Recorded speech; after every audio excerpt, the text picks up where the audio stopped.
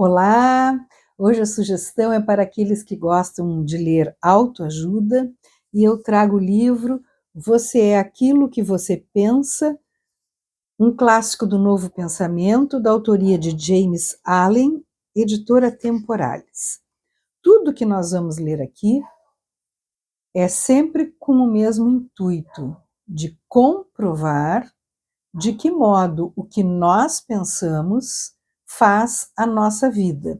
Portanto, em todos os capítulos, que são pensamento e caráter, efeito do pensamento nas circunstâncias, efeito do pensamento na saúde e no corpo, pensamento e propósito, o fator pensamento na realização, visões ideais e serenidade, teremos sempre a mesma base, ou seja, de que forma o nosso pensamento influi em cada uma dessas situações. E eu sublinhei algumas coisas e algumas, então, eu vou ler aqui. No prefácio, nós lemos o seguinte em determinado momento: cada um é criador de si mesmo. Por meio da virtude de pensamentos que cada um escolhe alimentar. A mente é o mestre tecelão do vestuário interno do caráter e do externo da circunstância. Por isso, tendo tecido até aqui na ignorância e na dor, você agora pode tecer na iluminação e na felicidade. No primeiro capítulo, chamado Pensamento e Caráter, ele parte do livro dos Provérbios do Antigo Testamento com a seguinte citação: porque, como ele pensa consigo mesmo, assim é. E aí, ele, a partir daí, conclui que nós somos literalmente aquilo que nós pensamos e que o nosso caráter é a soma dos nossos pensamentos. Diz ele: assim como a planta brota da semente e não poderia existir sem ela, todo ato do ser humano brota das sementes ocultas do pensamento e não poderia surgir sem elas. Mais adiante ele diz: o ser humano colhe os frutos doces e amargos daquilo que plantou. Ainda a partir das reflexões religiosas, ele diz assim: um caráter nobre, semelhante a Deus, não é fruto do favor ou do acaso, e sim o resultado natural do esforço contínuo no pensamento correto, o efeito de uma associação com pensamentos divinos longamente cultivada. Mais adiante, no mesmo capítulo ainda, ele diz: como um ser de poder, inteligência e amor, e senhor de seus pensamentos, o indivíduo possui a chave para todas as situações e contém dentro de si o agente transformador e regenerador pelo qual pode fazer de si o que quiser. Já no capítulo seguinte, Efeito do Pensamento nas Circunstâncias, ele diz o seguinte: a mente do ser humano pode ser comparada a um jardim, que pode ser cultivado de maneira inteligente ou deixado ao Deus dará. Mas sendo cultivada ou negligenciada, a terra produzirá. Depois ele diz: pensamento e caráter são um só. E como o caráter só pode se manifestar e ser descoberto por meio do ambiente e das circunstâncias, as condições externas da vida de uma pessoa estarão harmoniosamente relacionadas com seu estado interior. Todo ser humano está onde está devido à lei de seu ser. Os pensamentos que ele construiu na forma de seu caráter o levaram até onde está. E no arranjo de sua vida não existe acaso. Tudo é resultado de uma lei que não pode errar. Isso vale tanto para aqueles que se sentem em desarmonia com o ambiente, quanto para os que se contentam com ele. Como um ser em evolução progressiva, a pessoa está onde está para aprender que pode crescer. E quando aprende a lição espiritual que todas as circunstâncias contêm, estas passam a dar lugar a outros. Mais adiante ele diz: bons pensamentos dão bons frutos, maus pensamentos, maus frutos. E tem um negócio que eu achei muito interessante, o negócio é forma ruim de dizer, né? Tem uma passagem que diz assim: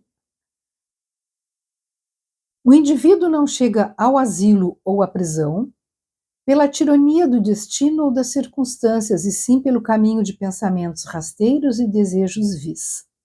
Nenhuma pessoa de mente pura cai subitamente no crime pela pressão de qualquer mera força externa.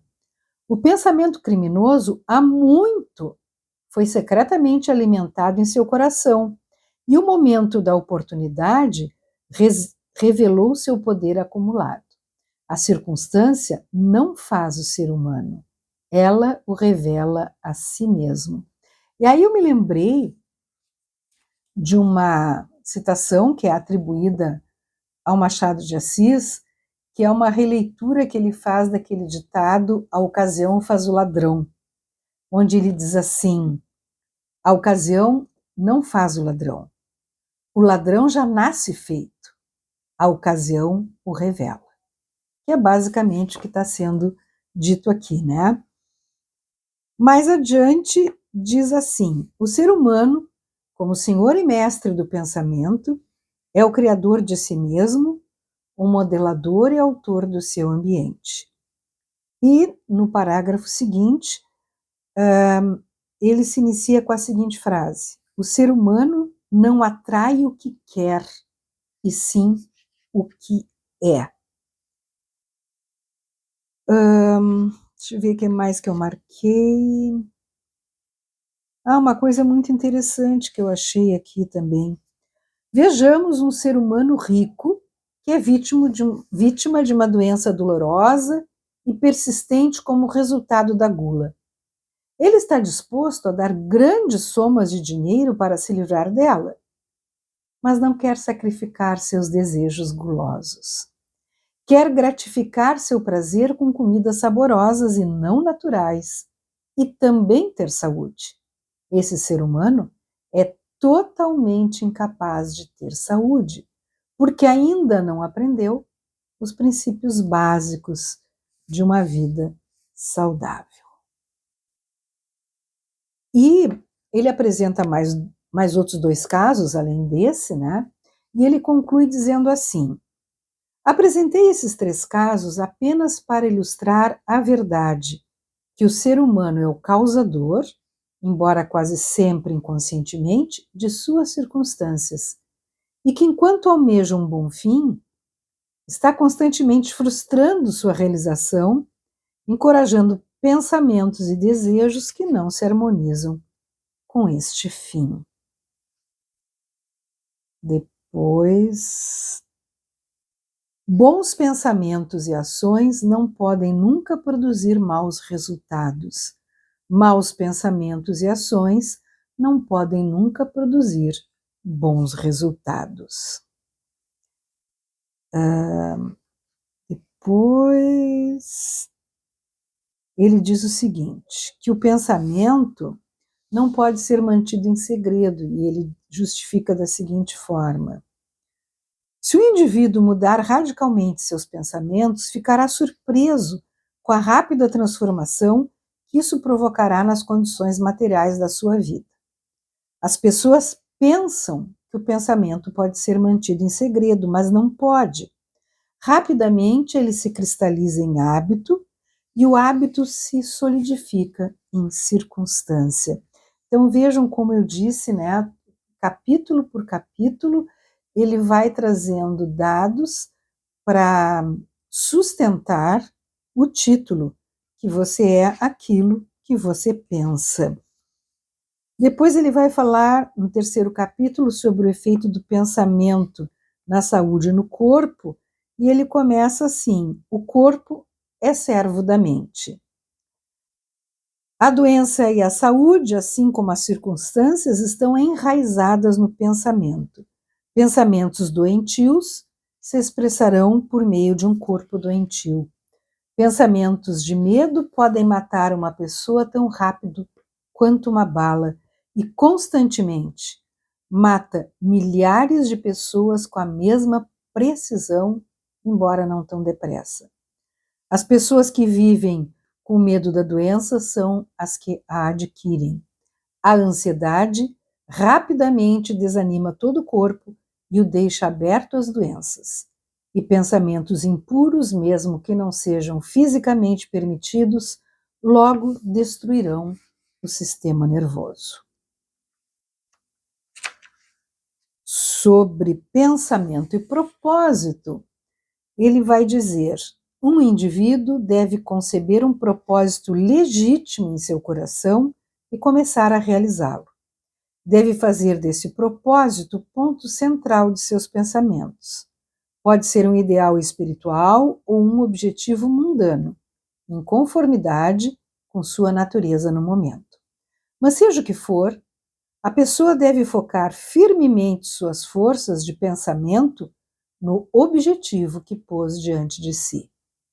Deve fazer desse propósito seu dever supremo e dedicar-se à sua realização sem permitir que seus pensamentos se desviem para fantasias, anseios e imaginações efêmeras.